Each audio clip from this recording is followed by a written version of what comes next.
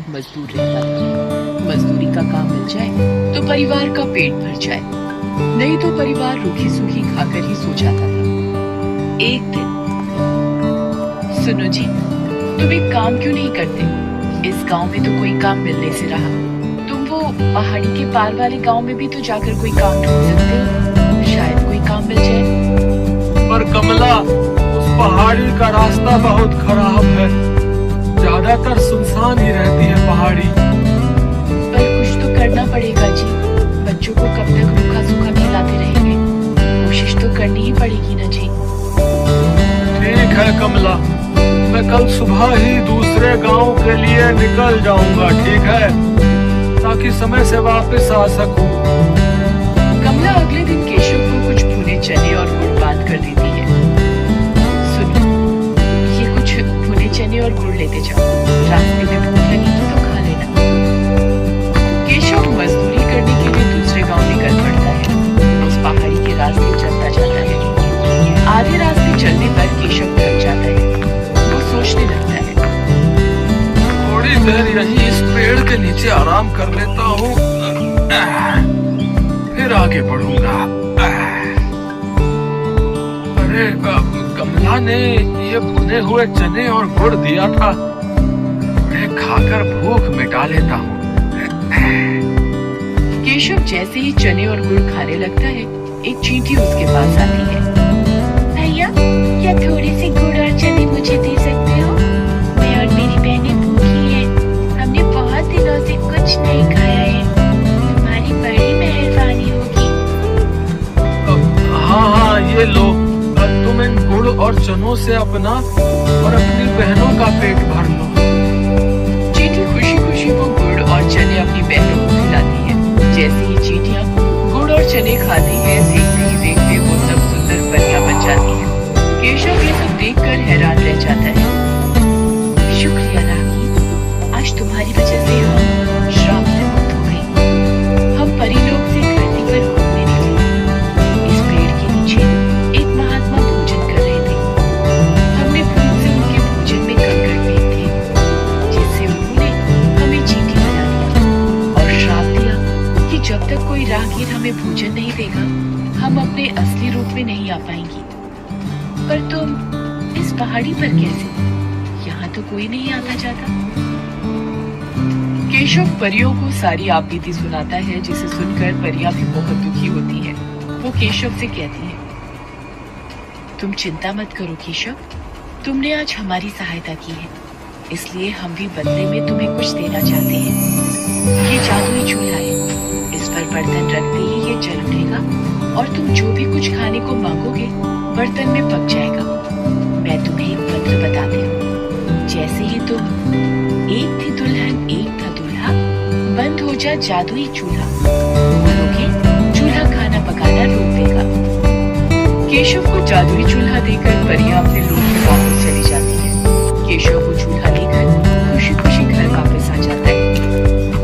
अरे, तुम तो बहुत जल्दी वापस आ गए, और ये चूल्हा कैसा? अरे कमला रुको, मैं तुम्हें एक जादू दिखाता हूँ, तुम एक पतीली लेकर आओ। हाँ, कमला एक खाली पतीली लेकर आती है। केशव पतीली को जादुई चूल्हे पर रखता है और चूल्हा जल उठता है। केशव दाल भूनता है और पतीली दाल से भर जाती है। केशव एक एक करके चूल्हे पर बर्तन रखता जाता है और मिनटों में सारा खाना बनकर तैयार हो जाता है। ये देखकर कमला और बच्चे बहुत खुश होते हैं। देखा कमला, मिनटों में सारा खाना इस चूल्हे पर तैयार हो रहा है। और कुछ चाहिए तो बोलो। बस अभी इतना बहुत है हमारे लिए। ठीक है, मैं इस चूल्हे को अब बंद कर देता हूँ। एक थी दुल्हन एक था दूल्हा, बंद हो जा जादुई चूल्हा। केशव मंत्र बोलता है और चूल्हा बंद हो जाता है। अब केशव के परिवार को भूखा भी नहीं सोना पड़ता था। एक दिन, सुनो जी, मैं सोच रही हूँ क्यों ना हम एक चाय का ढाबा खोल ले। इस चूल्हे पर चाय और पराठे बनाकर बेचा करेंगे। इससे थोड़ी कमाई भी होनी शुरू हो जाएगी और तुम्हारी काम की तलाश भी बंद हो जाएगी। कह तो तुम ठीक रही हो कमला, बिल्कुल ठीक है। मैं एक दुकान किराए पर ले लेता हूँ। जो पैसे आएंगे उससे किराया भी भर देंगे और घर खर्च भी निकल आएगा। केशव घर के नजदीक ही एक छोटी सी दुकान किराए पर ले लेता है और जादुई चूल्हा रखकर चाय बनानी शुरू कर देता है। धीरे धीरे केशव का चाय नाश्ते का ढाबा चल पड़ता है। आने जाने वाले लोग केशव के ढाबे पर रुककर चाय पराठे खाया करते थे। जिन गरीबों के पास पैसे नहीं होते थे, केशव उन्हें मुफ्त में ही खाना बांट दिया करता था। उसे अपनी गरीबी के दिन याद थे। धीरे धीरे केशव की गरीबी की हालत में सुधार होने लगता है। एक दिन, अरे भाई केशव, कैसे हो? अरे मोहन, अरे तुम शहर से कब आए भैया? हैं? गांव का तो रास्ता ही भूल गए लगता है। बस काम से फुर्सत ही नहीं मिलती।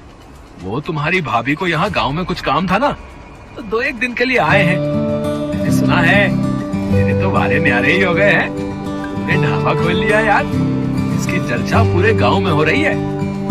हाँ मित्र, बस सब भगवान की कृपा है। बात कुछ और ही है, ये ऐसे नहीं मानेगा। मुझे सच का पता लगाना ही होगा। अगले दिन केशव ढाबे पर जाता है। मोहन भी उसके पीछे पीछे जाता है।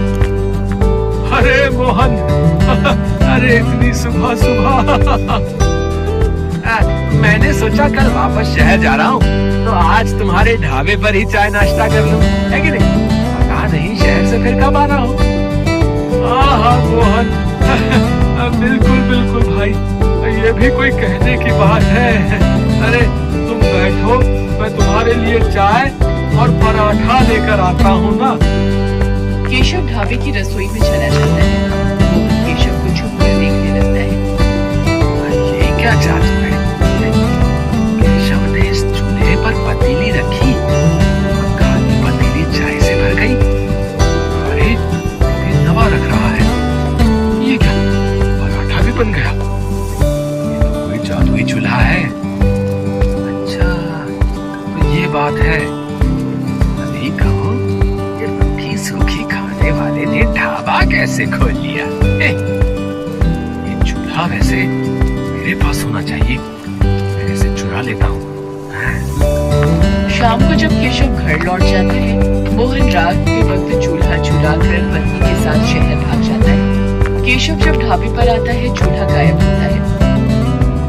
अरे कमला, अरे हमारा जादुई चूल्हा चोरी हो गया है। अब हम क्या करेंगे? कैसे पैसे कमाएंगे? सुनो जी, जो हो गया सो हो गया। इस बहाने हमें मार्गदर्शन तो मिला। अब आप एक नया चूल्हा लेकर इस ढाबे को आगे बढ़ाओ। देखना, आपकी मेहनत रंग लाएगी। केशव एक मेहनती व्यक्ति था, इसलिए उसने फिर से एक नई शुरुआत की। उधर जब मोहन अपनी पत्नी के साथ शहर में अपने घर पहुंचा। जाओ शीला, ये खाली पतीली ले आओ, अभी तुम्हें इस चूल्हे का जादू दिखाता हूँ। जादुई चूल्हे, मुझे पुलाव चाहिए, पुलाव। चूल्हे पर बर्तन रखकर मोहन ने जैसे ही पुलाव बोला, चूल्हा जलने लगा और पुलाव बनता चला गया। मोहन चूल्हे को खूब मार मार कर बंद करता रहा, पर वो बंद ही नहीं हो रहा था। अरे ये चावल बनने तो बंद ही नहीं हो रहे। अरे ऐसे तो पूरा कमरा भर जाएगा। हम दोनों चावल के ढेर में दबकर मर जाएंगे। शीला, क्या करूं? कुछ समझ नहीं आ रहा है। अब तो एक ही रास्ता है, इस चूल्हे को तोड़ दो। हाँ, ये ठीक रहेगा। मैं इस घटिया चूल्हे को तोड़ देता हूँ। मोहन गुस्से में चूल्हे को पटक कर तोड़ देता है। चूल्हे के 2 टुकड़े हो जाते हैं और जादू खत्म हो जाता है। चूल्हे की जगह मिट्टी का ढेर पड़ा रह जाता है।